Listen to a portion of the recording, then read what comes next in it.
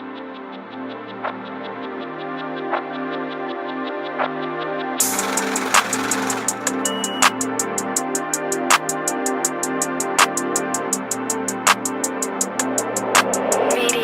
got it.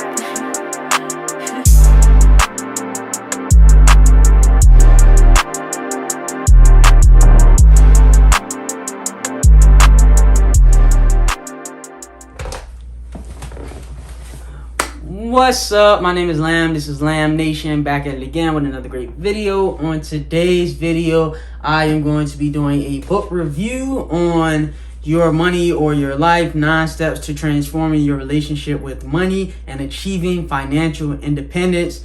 This version was fully revised and updated for 2018. It is written by Vicky Robin and Joe Dominguez. This is a New York Times bestseller. So the first thing I will say about this book, it is probably the best personal finance book that I have read. Between this, The Power of Broke by Damon John, The Richest Man in Babylon. So just out of those, I think this probably is the best one. Before I read this book, I read The Millionaire Next Door. And the way I found these books is I just went on Google and I Googled the top 10 best books that had to do with personal finance. And there was a list of books that came up.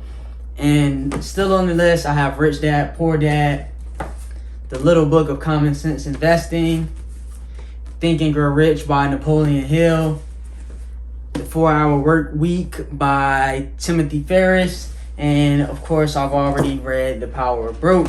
So I started off reading this book, and I'm just kind of comparing the two at first because this book sucked, and I didn't know why this book sucked until I read this book. This book was is a little bit older. I think it was written in the 70s, and the main thing about personal finance, I feel like, is it was written in the 90s. So this, and I think this was written in the 90s too, but it was updated. But one thing with personal finance is you want to update it with the times, you want to update it with the culture, the language, what's relevant and going on in America today. So this was written in 1995. This was before the internet was like even like a big deal or a big thing. So it's just a little bit outdated. The way the words were written and the stories, they talked about these fictional characters, neighbor A and neighbor B. The stories just didn't hit like the stories in Your Money or Your Life. So both on the same topics, but this was just a little bit better. So Your Money or Your Life, it was written and updated in 2018, and even now a new version probably needs to be updated just because now this is post-COVID. This was written pre-COVID. Now that it's post-COVID, things have changed and things need to be updated again. So the thing about personal finance is you always want to update it and stay ahead and stay relevant. So let's get started. In the book, Your Money or Your Life, like I said, I related to a lot of different things.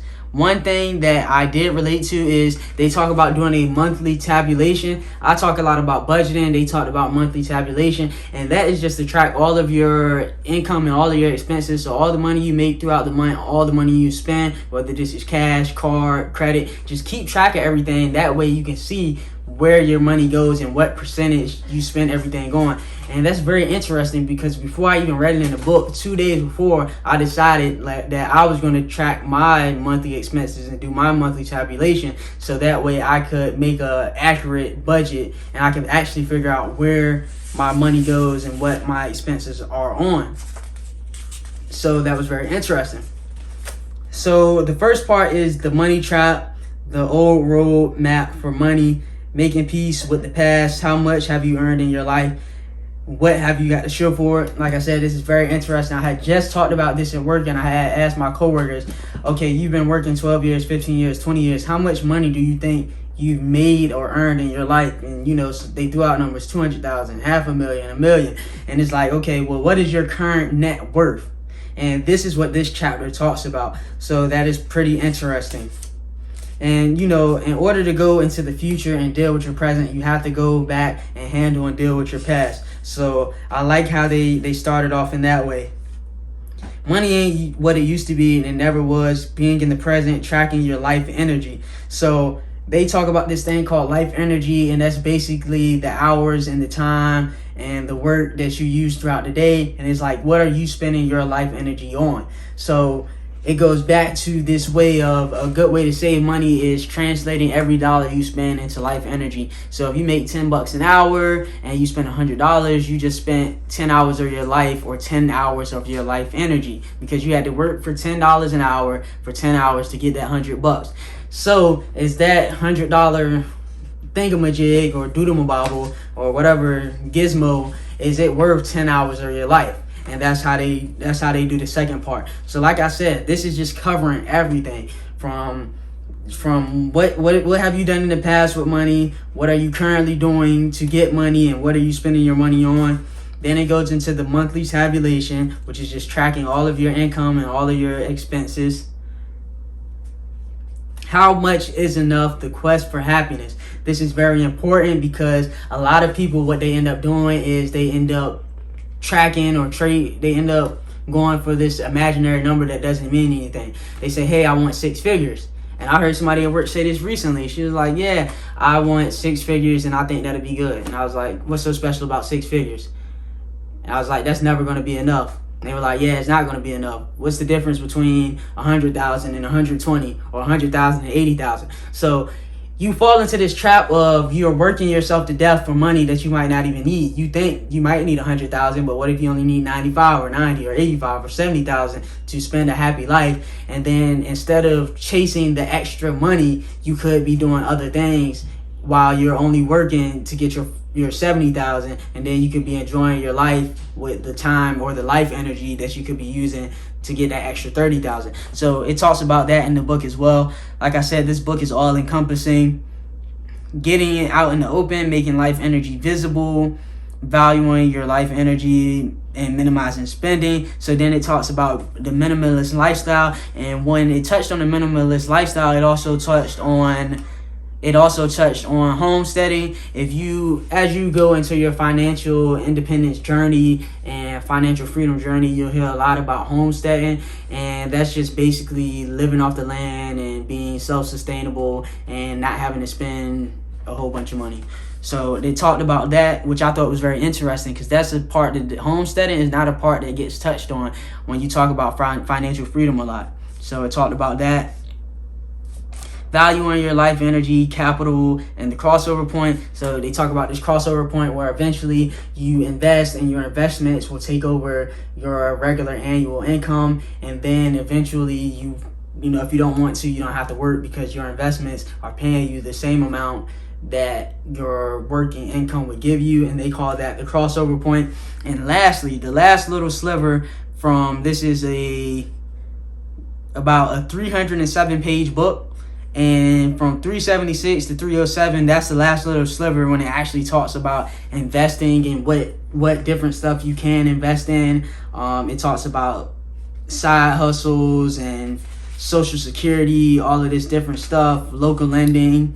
So that is the last little bit of the book, because like I said, most of this with your financial independence, it is the mindset. It's not actually the principles and how to do this or how to do that. A lot of people can tell you how to do this different stuff. You may even know how to do this different stuff. Do you have the mindset to be able to implement it in your life? Are you living a minimalist lifestyle? Have you defined what money really means to you? Have you determined what things are actually valuable in your life? So they talk about all of that. They talk about sharing and bartering. This even taking care of your body. So this is just talking about how medical costs. If you have a nice, healthy, clean body, then it will save you money in medical costs in the future. Versus if you're unhealthy and you have some of these health conditions, how those can cost you. Even if you have health insurance, if you have to buy prescriptions or pay co-pays or, deductibles and stuff like that. So how taking care of your body can save you money in the future. And like I said, that's why I said 80% personal, 20% finance. It's all encompassing. It's not just like what you can do with your money. Talks about getting out of debt. How can you meet your needs differently? And then it talks about the real cost of your job, and it talks about how much you actually make per hour. So let's say you think you make $35 per hour, but then you have an hour-long commute. but then you have to buy a $500 suit. But then you have to go to lunches, or you have to go to dinners, and then you spend $100. So it's like, and then you have this time. So you think you're working 40 hours a week, but then you have all this other stuff that is going on in that is with the job that encompasses it. And then you have your real hourly wage. And then after you calculate that, then you might figure out that you're actually making less than minimum wage. It talks about how the stress, let's say you have a job that causes you stress and you have to spend $3,000 a year on vacation, versus if you never had that job and it didn't stress you out, that's money that you wouldn't have spent on vacation because you're not as stressed. So it just talks about all those different things in a different way, in a different perspective as looking at money.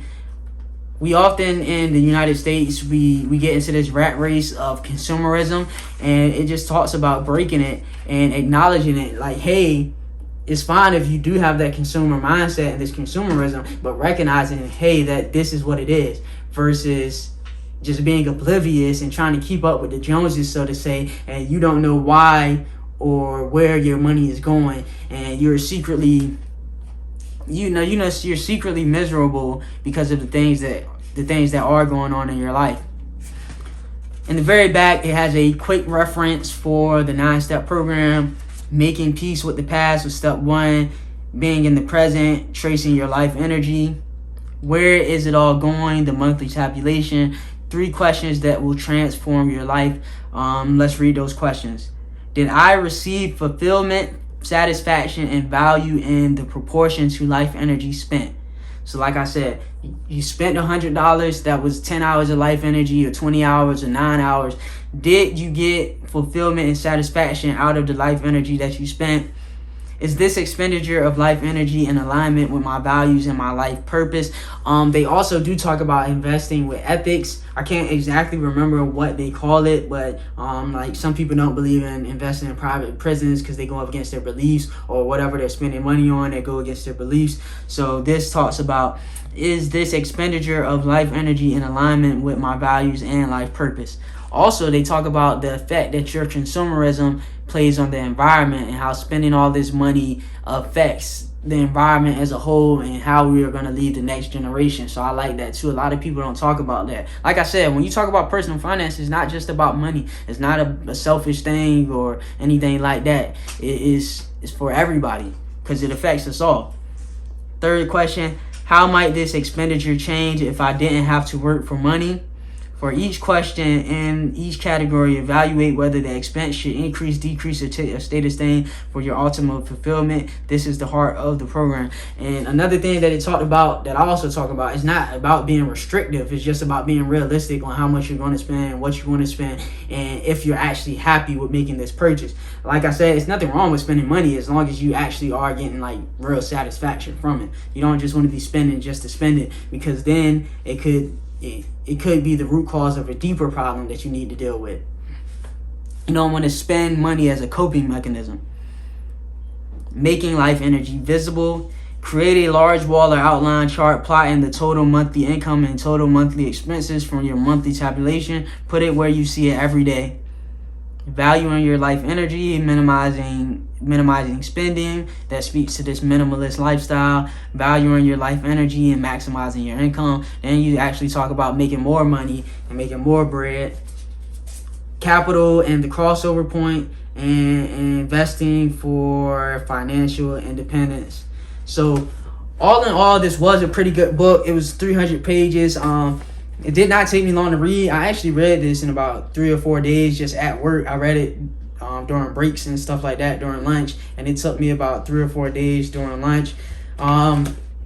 They did have personal stories and personal testimonials, and they were actually good. They flowed with the story, they flowed with the principles, they flowed with the chapters, unlike this other book. I felt it was just kind of weird, but this one did flow really good. So if you recommend anybody reading a personal finance book, it just talks about how, the stress and the strain of the job and how it can overwhelm you. So anybody that's working and goes to work every day, I feel like they can relate. And you got to understand, when I was reading this book, I was like in a tank at work, you know, waiting to weld some stuff, and I'm like, hey, this directly relates to what I'm going through right now in my everyday life. So I read it at work, so it was even deeper for that. So like I said, Your Money or Your Life is excellent book, great read. I recommend that everybody read it, every working person.